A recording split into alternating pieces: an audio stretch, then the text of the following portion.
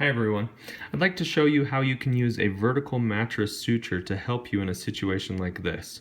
So if your laceration is very jagged and you've got what we call a dog ear in this situation, vertical mattress suture is a great way to help pin this corner in place right into the apex of that jagged laceration so that you can start suturing the rest of this.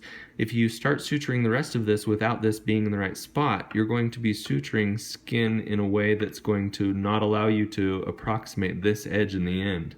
So the first step in approaching a jagged dog ear type laceration is pinning that in the corner, and vertical mattress is a great way to do that. So please watch my other video on vertical mattress suturing technique, but essentially you're going to come right off the apex, and with your first bite entering at 90 degrees you're going to go nice and deep, a decent ways away from that apex. Okay, and there we go.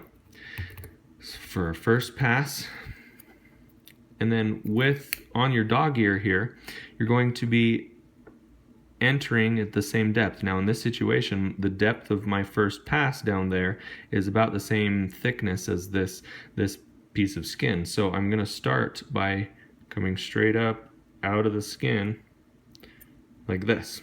Okay, now that's my first pass, and so I want the place that I exit out of this dog ear to be about the same distance from here to here as it is from here to here. Okay, now on the way back I'm going to load my needle in the backhanded technique, and my next bite is going to be much more superficial, much closer to the actual point of the dog ear, and we'll be exiting much more superficial. That's the tricky bite to get, because oftentimes the skin in this type of a laceration is already starting to die, and so that's sometimes a very hard bite to get. And then you're going to be again superficial here, exiting much closer to the skin edge than your first throw was, just like that. Okay, the reason I like this vertical mattress for pinning this in the corner is because you're able to grab a large portion of this and pull it towards this apex of the laceration without worrying too much that it's going to flip and turn and invert. This vertical mattress suture is going to help it stay everted, which is exactly what you want.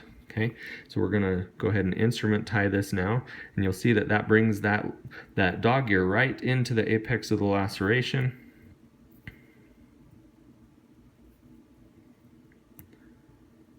Okay, and there we go. So go ahead and cut this so it's out of our way.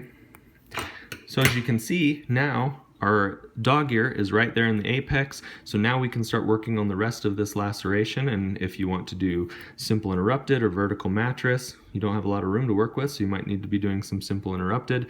But the point is that you've taken now the tension off, so that by the time you get to the end, you're confident that none of it's going to be bunched up. It's where it's supposed to be. Now you might choose to remove that vertical mattress suture in the end before you're done, because it was just acting as you're holding your point suture to hold everything together. But hopefully that makes sense. That's a really nice situation for using a vertical mattress suture. It acts as a good point holder.